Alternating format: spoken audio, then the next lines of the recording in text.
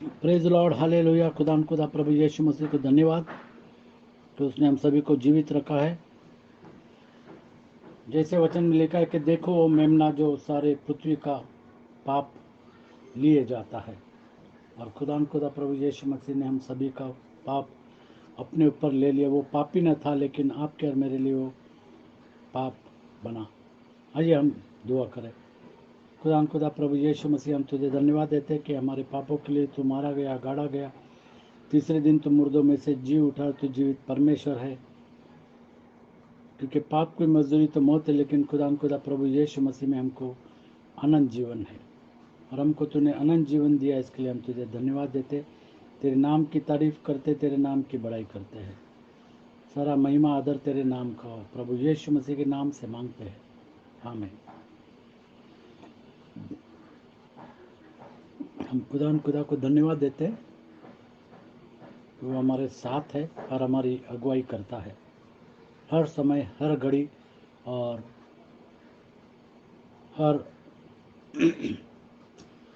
युग में, हर दशक में, हर साल में, हर महीने में, हर हफ्ते में, और हर एक घंटे, हर एक मिनट और हर एक सेकंड खुदा हमारी अगुवाई करता है। इसके लिए हम उसको धन्यवाद देते हैं।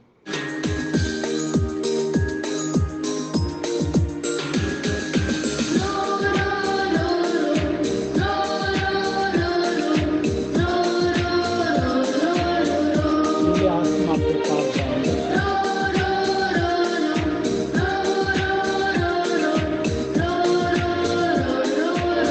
मेरा यीशु रहता है। नीले आसमां के पार जाएंगे, मेरा यीशु रहता वहाँ। नीले आसमां के पार जाएंगे, मेरा यीशु रहता वहाँ। हम मिलेंगे बादलों पर, हम मिलेंगे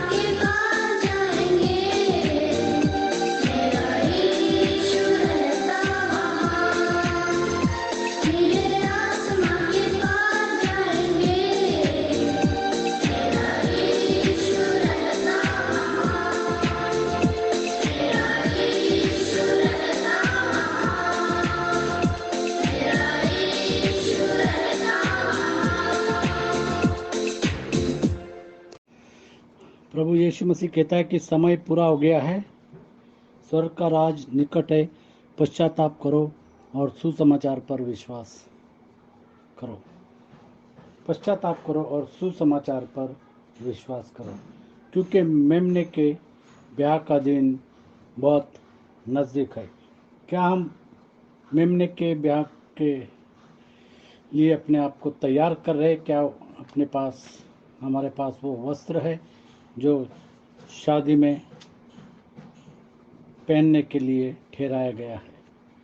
हम देखते थे अक्सर लोग जब शादियों में जाते हैं तो एक पहरावा पहनते हैं, और दूल्हा भी अपने लिए एक पहरावा बनवाता है और दुल्हन भी अपने लिए पहरावा बनवाती है, और शादी के लिए वो अपने आप को तैयार करते हैं। और यहाँ पर हम वचन में पढ़ेंगे प्रकाशित वाक्य 19वां अध्याय और 1 से लेकर के 10 तक। पहले 9वीं आयत हम पढ़ेंगे, 19 में 9। तब स्वर्गदूत ने मुझसे कहा, यह लिख कि धन्य वे हैं कि धन्य वे है जो मेमने के विवाह के भोज में जो बुलाए गए मेमने हैं। के विवाह के भोज में बुलाए गए हैं। फिर उसने मुझसे कहा, यह वचन परमेश्वर के सत्य वचन है। और ये वचन परमेश्वर के सत्य वचन है, क्योंकि मार्ग, सत्य और जीवन खुदा प्रभु यीशु मसीह है। हम पढ़ेंगे 1 से लेकर के 10 तक। इसके बाद मैंने स्वर्ग में मानो बड़ी भीड़ को ऊंचे शब्द से यह कहते सुना, हालेलुया, उद्धार और महिमा और सामर्थ हमारे परमेश्वर की हालेलुया, है। उद्धार और महिमा और सामर्थ हमारे परमेश्वर की ही है, हमारे परमेश्वर ही की है, क्योंकि उसके निर्णय सच्चे और ठीक हैं। क्योंकि उसके निर्णय जो है वो सच्चे है और ठीक है। ठीक है। उसने उस बड़ी वेश्या का जो अपने व्यभिचार से पृथ्वी को भ्रष्ट करती थी न्याय किया, और उससे अपने दासों के लहू का बदला लिया न्याय है। किया और अपने दासों के लहू का बदला ले लिया है। फिर दूसरी बार उन्होंने कहा, हालेलुया, उसके जलने का और धुआं, फिर एक बार लोगों ने कहा हालेलुया, उसके जलने का धुआं युगानुयुग उठता रहेगा। जलने का धुआं युगान युग उठता रहेगा। तब 24 प्राचीनों और चारों प्राणियों ने गिरकर परमेश्वर को दंडवत किया जो सिंहासन पर बैठा था, और कहा, आमीन, हालेलुया। तब सिंहासन में से एक शब्द निकला, हे हमारे परमेश्वर से सब डरने वाले दासों, क्या छोटे क्या बड़े, तुम सब उसकी स्तुति करो। फिर मैंने बड़ी भीड़ का सा और बहुत जल का सा शब्द और गर्जन का सा बड़ा शब्द सुना, हालेलुया, क्योंकि प्रभु हमारा परमेश्वर सर्वशक्तिमान राज्य करता क्योंकि है। प्रभु हमारा परमेश्वर सर्वशक्तिमान राज्य करता है। आओ हम आनंदित और मगन हों आओ हम आनंदित और मगन हो और उसकी स्तुति करें, और उसकी स्तुति करें, क्योंकि मेमने का विवाह पहुंचा है। क्योंकि मेमने का विवाह आ पहुंचा। प्रभु यीशु मसीह का उसके दुल्हन के साथ विवाह, उसकी दुल्हन उसकी कलीसिया है, हम जानते हैं इस बात को। तो मेमने के विवाह का समय आ गया है, और उसकी दुल्हन ने अपने आप को तैयार कर लिया है। और जैसी एक आम दुल्हन अपने आप को तैयार करती है, उसी तरीके से प्रभु यीशु मसीह की कलीसिया ने अपने आप को तैयार किया है और कर रही है। उसको शुद्ध और चमकदार महीन मलमल और पहनने का उसको अधिकार शुद्ध दिया और गया। चमकदार मलमल का महीन मलमल पहनने का अधिकार दिया पहनने गया, का अधिकार दिया है, क्योंकि उस महीन मलमल का पवित्र लोगों के धर्म के काम है। धर्म के काम। हम अपने आप से धर्मी नहीं बन सकते हैं, हम केवल खुदा प्रभु यीशु मसीह के द्वारा धर्मी बनते। बहुत सारे लोग वो सोचते हैं कि मंदिर में जाकर के दान देने से वो धर्मी हो जाते हैं, लेकिन धर्मी हम केवल खुदा प्रभु यीशु मसीह के द्वारा। हमारा छुटकारा प्रभु यीशु मसीह के खून के द्वारा, हमारे पापों की क्षमा, और इसी के द्वारा हम प्रभु यीशु मसीह के वचनों के द्वारा हम धर्मी ठहरते हैं। तब स्वर्गदूत ने मुझसे कहा, यह लिख कि धन्य वे हैं जो मेमने के विवाह के भोज में बुलाए गए मेमने हैं। के विवाह के भोज में बुलाए गए हैं, वो धन्य है। फिर उसने मुझसे कहा, यह वचन परमेश्वर के सत्य वचन है। तब मैं उसको दंडवत करने के लिए उसके पांव पे गिर पड़ा। उसने मुझसे कहा, देख ऐसा मत कर, मैं तेरा और तेरे भाइयों का संगी दास हूँ जो यीशु की गवाही देने पर स्थिर है। परमेश्वर ही को दंडवत कर, क्योंकि यीशु की गवाही भविष्यवाणी की आत्मा है। क्योंकि यीशु की गवाही भविष्यवाणी की आत्मा है। जो जो प्रभु यीशु मसीह की गवाही देते हैं उनके पास भविष्यवाणी की आत्मा होती है और वो भविष्यवाणी कर सकते हैं। हम पढ़ेंगे मत्ती सुसमाचार 22वां अध्याय और 1 से लेकर के 11 तक। यीशु फिर उनसे दृष्टांतों में कहने लगा, स्वर्ग का राज्य उस राजा के समान है स्वर्ग का राज्य उस राजा के समान है जिसने अपने पुत्र का विवाह किया। हाँ। और उसने अपने दासों को भेजा कि निमंत्रित लोगों को विवाह के और भोज राजा में ने बुलाएं। अपने दासों को भेजा ताकि निमंत्रित लोगों को विवाह के भोज में बुलाए, विवाह के भोज में बुला लाए, परंतु उन्होंने आना न चाहा। परंतु उन्होंने आना न चाहा। इसी तरीके से हम देखते हैं कि बहुत सारे लोग जो है वो मसीह कहलाते हैं, लेकिन मेमने के भोज में वो आना नहीं चाहते। फिर उसने और दासों को यह कहकर भेजा, निमंत्रित लोगों से कहो, देखो मैं भोज तैयार कर चुका हूँ। देखो मैं भोज तैयार कर चुका हूँ, मेरे बैल और पले हुए पशु मारे गए हैं और सब कुछ तैयार है। खाना विवाह के तैयार भोज में है, आओ। सब कुछ तैयार है, विवाह के भोज में आओ। विवाह के भोज में आ जाओ। परंतु वे उपेक्षा करके चल दिए। परंतु वे उपेक्षा करके चल दिए। आज भी मसीह लोग परमेश्वर के वचन की उपेक्षा करके चल देते हैं। कोई अपने खेत को, कोई अपने व्यापार को, कोई अपने खेत को, अपने काम में, और कोई व्यापार करने। अन्य लोगों ने जो बच रहे थे उसके दासों को पकड़कर उनका अनादर किया और मार डाला। तब राजा को क्रोध आया और उसने अपनी सेना भेजकर उन हत्यारों को नाश किया और उनके नगर को फूंक दिया। तब उसने अपने दासों से कहा, विवाह का भोज तो तैयार है, अब अपने दासों से कहा कि विवाह का भोज तो तैयार है, परंतु निमंत्रित लोग योग्य नहीं ठहरे। परंतु निमंत्रित लोग योग्य नहीं ठहरे। इसलिए चौराहों पर जाओ और इसलिए जितने लोग चौराहों तुम्हें पर जाओ, मिले, क्योंकि हम जानते हैं कि बुलाए हुए तो बहुत है लेकिन चुने हुए थोड़े हैं। जाओ, इसलिए चौराहों पर जाओ और जितने लोग तुम्हें मिले इसलिए अन्य जाति में जाओ, प्रचार करो, और जितने तुमको लोग मिलेंगे उनको सबको विवाह के भोज में बुला लाओ। अतः उन दासों ने सड़कों पर जाकर क्या बुरे क्या भले, क्या जितने बुरे मिले- क्या भले सभी जितने को बुला मिले- कर लाया, जितने मिले सबको इकट्ठा किया और विवाह का घर अतिथियों से भर गया। और विवाह का घर अतिथियों से भर गया। जब राजा अतिथियों को देखने भीतर आया, और जब तो राजा उसने- अतिथियों को देखने के लिए भीतर आ गया, तो उसने वहां एक मनुष्य को देखा जो विवाह का वस्त्र तो राजा नहीं ने एक पहने था। मनुष्य को देखा जिसने विवाह का वस्त्र नहीं पहना था। उसने उससे पूछा, हे मित्र, तू विवाह का वस्त्र पहने बिना यहाँ क्यों आ गया? यहाँ क्यों आ गया? उसका मुंह बंद हो गया। तब राजा ने सेवकों से कहा, इसके हाथ पांव बांधकर इसे बाहर अंधियारे में डाल दो, वहां रोना और दांत पीसना होगा। और इसके पास विवाह के वस्त्र नहीं थे, उसको पकड़ लो और उसको अंधकार में डाल दो। खुदा प्रभु यीशु मसीह ने हम सभी को अंधकार में से उजियाले में लाया है। हमको विश्वास करना है उसके वचनों पर और अमल करना है वचनों पर। क्योंकि बुलाए हुए तो बहुत हैं, परंतु चुने हुए क्योंकि थोड़े बुलाए हैं। हुए तो बहुत है पर चुने हुए थोड़े हैं। उसी का हम 30 में पढ़ेंगे। क्योंकि जी उठने पर वे न विवाह करेंगे और न विवाह में दिए जाएंगे, परंतु स्वर्ग में परमेश्वर के दूतों के समान होंगे।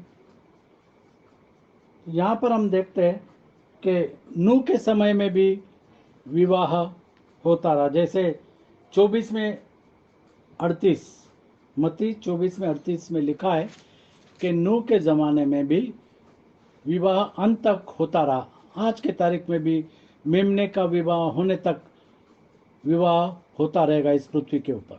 क्योंकि जैसे जल प्रलय के पहले के दिनों में जिस दिन तक कि नूह जहाज पर न चढ़ा, उस दिन तक लोग खाते पीते थे और उनमें विवाह होते थे। विवाह होते थे और अंत तक विवाह होते थे। और आज भी हम देख रहे हैं कि इजराइल की लड़ाई हमास और हिजबुल्लाह के साथ में हो रही है और किस तरीके से विनाश की तरफ हर बात जा रही है।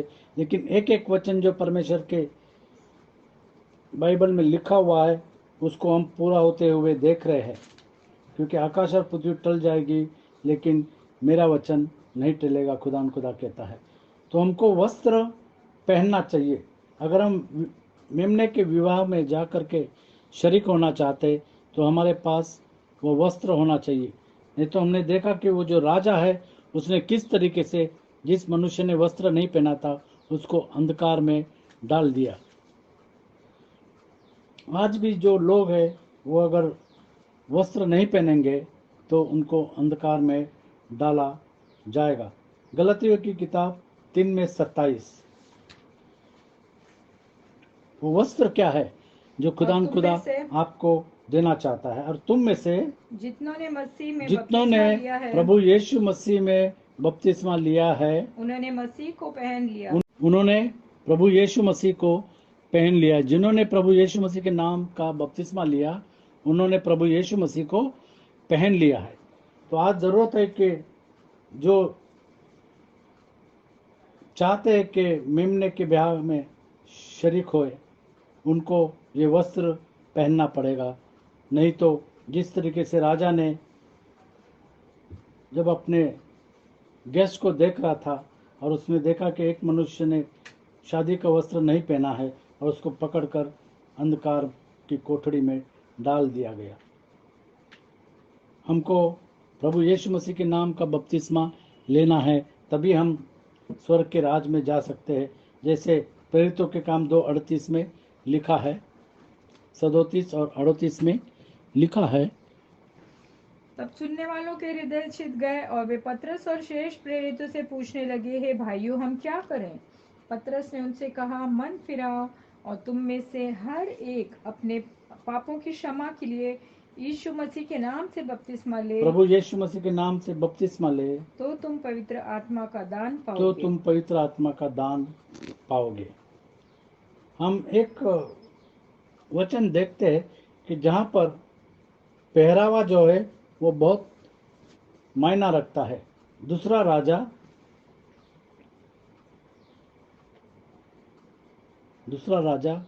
10वां अध्याय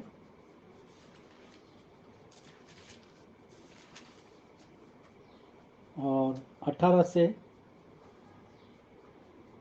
28 तक। तब यहू ने सब लोगों को इकट्ठा करके कहा, अहाब ने तो बाल की थोड़ी ही उपासना की थी, अब यहू उसकी उपासना बढ़ के करेगा। इसलिए अब बाल के सब नबियों, सब उपासकों और सब याजकों को मेरे पास बुला और लाओ। यहाँ पर हम देखते हैं कि यहू ने बाल के सभी याजक जो थे, उपासक थे, सभी को इकट्ठे किया एक ही जगह पे। उनमें से कोई भी न रह जाए, क्योंकि बाल के लिए मेरा एक बड़ा यज्ञ होने वाला है। जो कोई न आए वह जीवित न बचेगा। यहू ने यह काम कपट करके बाल के सब उपासकों को नष्ट करने के लिए किया। तब यहू ने हम कहा, जानते हैं कि किस तरीके से एलिया ने बाल के जो नबी थे उनको पकड़ पकड़ के मार डाला था, और उसी तरीके से यहू यहाँ पर क्या करता है हम देखेंगे आगे। तब यहू ने कहा, बाल की एक पवित्र महासभा का प्रचार करो। और लोगों ने प्रचार किया। यहू ने सारे इज़राइल में दूत भेजे। तब बाल के सब उपासक आए, यहाँ तक कि ऐसा कोई न रह गया जो न आया हो। वे बाल के भवन में इतने आ गए कि वह एक सिरे से दूसरे सिरे तक भर गया। तब उसने उस मनुष्य से जो वस्त्र के घर का अधिकारी था कहा, बाल के सब उपासकों के लिए वस्त्र निकाल ले आओ। अतः वह बाल उनके के लिए जितने भी नबी है और उसके जो उपासक है उनके लिए वस्त्र, और यहाँ पर हम देखते हैं कि उनके लिए वस्त्र बनाए गए हैं और वो वस्त्र ले आओ। अतः वह उनके लिए वस्त्र निकाल ले आया। और उनके लिए वस्त्र, देखो, एक वस्त्र उनके लिए बनाया गया है और वो वस्त्र ले आया गया। तब यहू रेकाब के पुत्र यहोनादाब को संग लेकर बाल के भवन में गया और बाल के उपासकों से कहा, और बाल ढूंढ के कर उपासकों देखो- से कहा, ढूंढ कर देखो कि यहाँ तुम्हारे संग यहोवा का कोई उपासक तो नहीं है। और यहोवा का उपासक तो तुम्हारे बीच में नहीं है, ये ढूंढ के निकालो। केवल बाल ही के उपासक हैं। केवल बाल ही के उपासक होना चाहिए। जैसे कोई यूनिफॉर्म पहनता है तो एक अलग दिख जाते हैं, उसी तरीके से उनको एक पहरावा दिया गया और ताकि वो अलग दिखे। तब वे मेल बलि और होम बलि चढ़ाने को भीतर गए। यहू ने तो 80 पुरुष बाहर ठहरा कर उनसे कहा था, यदि कोई मनुष्यों में से जिन्हें मैं तुम्हारे हाथ कर दूं कोई भी बचने पाए तो जो उसे जाने देगा उसका तो प्राण जो उसे उसके-" जाने देगा उसका प्राण उसके बदले में मैं ले लूंगा, उसने कहा था। फिर जब होम बलि चढ़ चुका तब यहू ने पहरुओं और सरदारों से कहा, भीतर जाकर उन्हें मार डालो, भीतर कोई निकलने न जाकर पाए। उन्हें मार डालो, जिन्होंने एक पर्टिकुलर वस्त्र पहने हुए हैं। जो बाल के उपासक है उनको वस्त्र दिया गया, वो तब- वस्त्र से पहचाने गए। तब और यहाँ उन्होंने- पर हम देखते कि अगर हम यीशु मसीह ने दिए हुए वस्त्रों को पहनेंगे तो प्रभु यीशु मसीह हमको पहचानेगा। यहाँ पर उन्होंने, यहू ने वस्त्र दिए उन बाल के नबियों को और उपासकों को, और वो वस्त्र से वो पहचाने कि ये बाल के उपासक हैं। तब उन्होंने उन्हें तलवार से मारा और पहरुए और और सभी सरदारों उपासकों को यहू ने तलवार से मरवाया। और सरदार उनको बाहर फेंक कर बाल के भवन के नगर को गए। 28 तक। और उन्होंने बाल के भवन में की लाशें निकाल कर फूंक दी। और बाल की लाटें निकाल कर फूंक दी और बाल की लाट को उन्होंने तोड़ डाला और बाल के भवन को ढाकर शौचालय बना दिया, और वो आज तक ऐसा ही है। और वो आज तक ऐसा ही है। तो पहरावा बहुत मायना रखता है।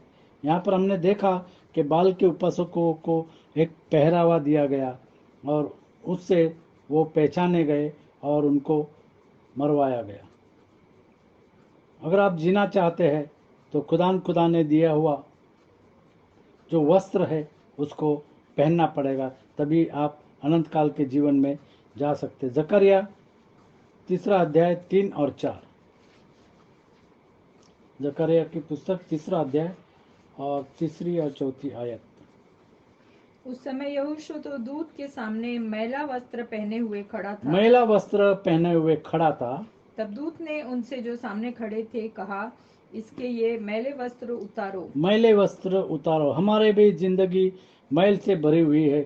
खुदा प्रभु यीशु मसीह कहता है कि तुम्हारे मैल के वस्त्र उतार दो, मैं तुम्हें एक वस्त्र देता हूँ।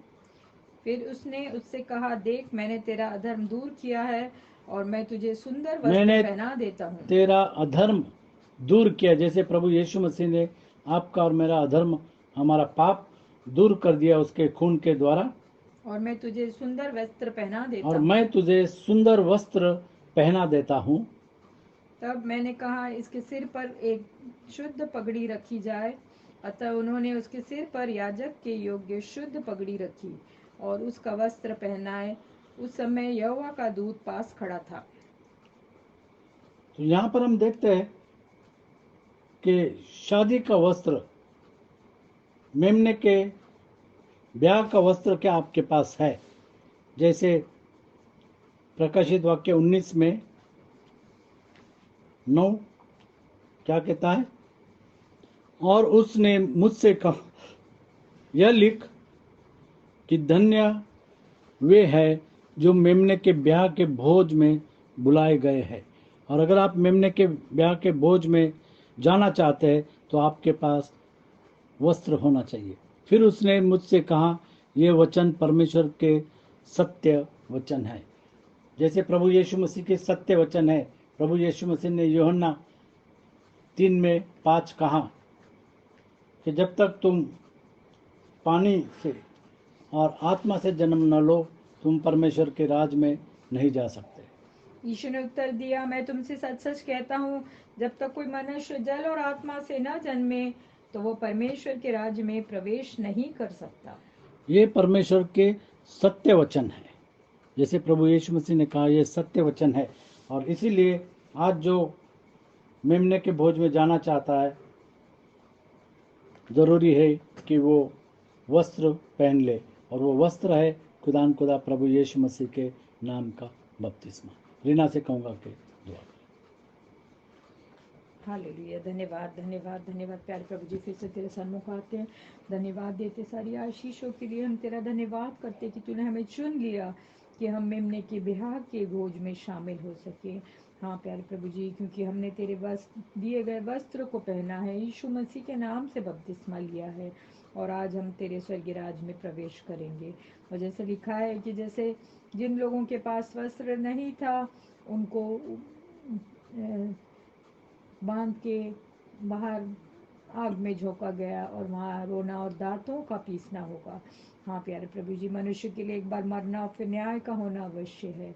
हाँ प्यारे प्रभु जी, होने दे कि हम अपने जीवन को सुधारें, और जैसे तेरे वचन में लिखा है उसके अनुसार अपने आप को ढालने वाले हो सके, उसके अनुसार चलने वाले हो सके, तब हम स्वर्ग के राज्य में प्रवेश करेंगे। हाँ प्यारे प्रभु जी, वचन में लिखा है याकूब 2:10 में कि यदि मनुष्य पूरे व्यवस्था का पालन करे और एक बात में चूक जाए तो सब बातों में चूक जाता है।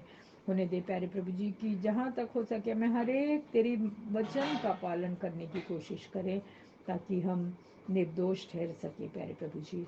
तो हम सुनने वाले हर एक भाई बहन पर अपनी आशीष का हाथ रख, हर एक को तू अपनी नज़दीकी में बढ़ा, और हम में से हर एक को तू अंत तक वफादार बना, अपने खून से धो, हमें शुद्ध पवित्र कर। जाने अनजाने में कुछ भी गलती हुई होगी प्यारे प्रभु जी तो हमको तू माफ़ कर, और होने दे कि हम हमेशा तेरे सामने निर्दोष और निष्कलंक पाए जाए, ताकि जब तू अपनी इस दुल्हन को लेने आए जो पवित्र है और जिसे महीन मलमल पहनने का अधिकार दिया गया, प्यारे प्रभु जी हम उसमें रहें, शामिल रहें, और तेरे साथ बादलों पर उठाए जाएं। हाँ प्यारे प्रभु जी, सारी आशीषों के लिए, तेरे सुंदर वचन के लिए, और तू हमारे साथ हमेशा रहता है, इसलिए तेरा धन्यवाद करते हुए छोटी सी विनती को यीशु मसीह के प्यारे मीठे पवित्र सामर्थी और उद्धार देने वाले नाम में मांगती हूँ, सुनो कबूल करो। आमीन। आमीन। खुदा आपको आशीषित करे।